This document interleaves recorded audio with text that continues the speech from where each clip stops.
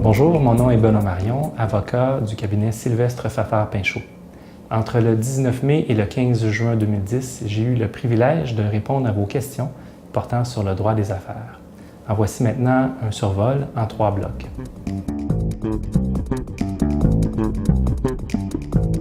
Tout d'abord, j'ai remarqué que plusieurs de vos questions ont porté sur les relations entre les membres et leur coopérative.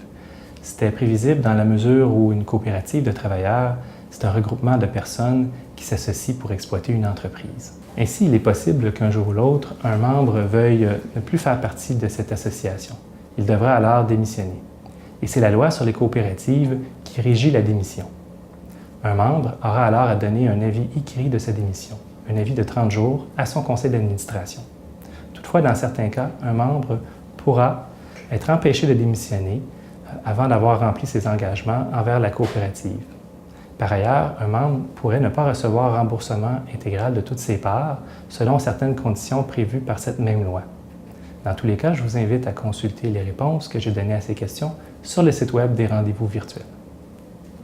S'il est vrai qu'une coopérative de travailleurs est un regroupement de personnes qui s'associent pour exploiter une entreprise, il est tout aussi vrai que la coopérative puisse avoir besoin de travailleurs qui ne sont pas des associés. La loi sur les coopératives prévoit justement que celle-ci puisse faire appel au service d'une personne qui n'est pas membre pour des travaux de courte durée et temporaire. Ainsi, c'est une disposition de la loi qui pourrait être intéressante pour remplacer un membre qui part en congé ou encore pour bénéficier de l'expérience de certaines autres personnes pour des projets bien précis. Il peut y avoir aussi quelquefois des frictions entre des associés. Le modèle coopératif n'y fait pas exception. Dans ce cas bien précis, la loi sur les coopératives a prévu une procédure de suspension ou d'exclusion des membres. Évidemment, dans ces contextes-là, il est important de se rappeler de bien suivre la procédure prévue par la loi et par ailleurs de ne pas abuser de cette même procédure-là. Et bien sûr, il faudra toujours, de façon préalable, s'assurer de régler le problème autrement, soit en discutant, en donnant des avertissements écrits, ou encore en ayant recours à la médiation, qui est une des solutions prévues par la loi.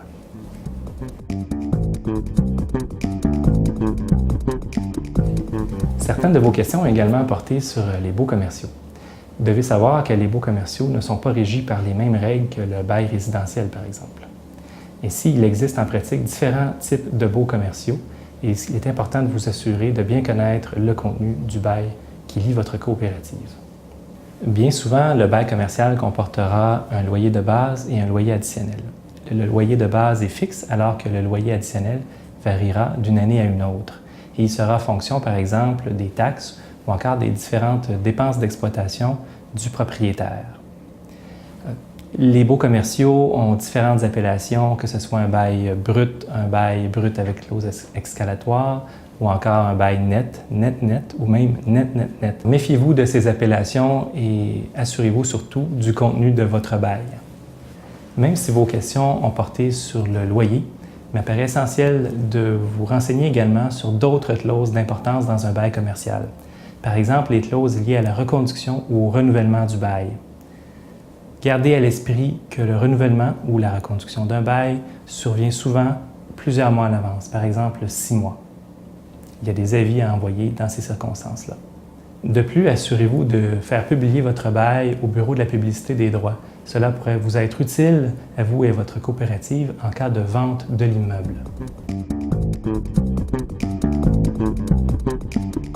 Quelle que soit la raison, votre coopérative cessera un jour ou l'autre d'exploiter son entreprise.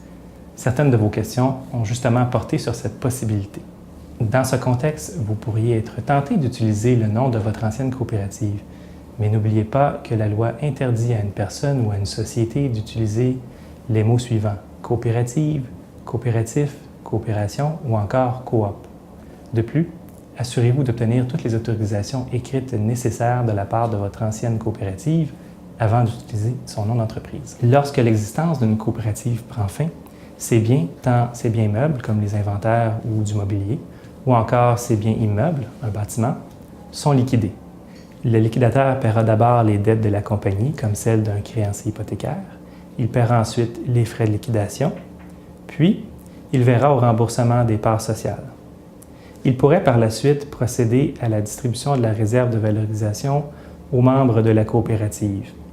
Ultimement, tout solde de l'actif sera dévolu soit à une coopérative, soit à une fédération, ou encore au Conseil québécois des coopératives.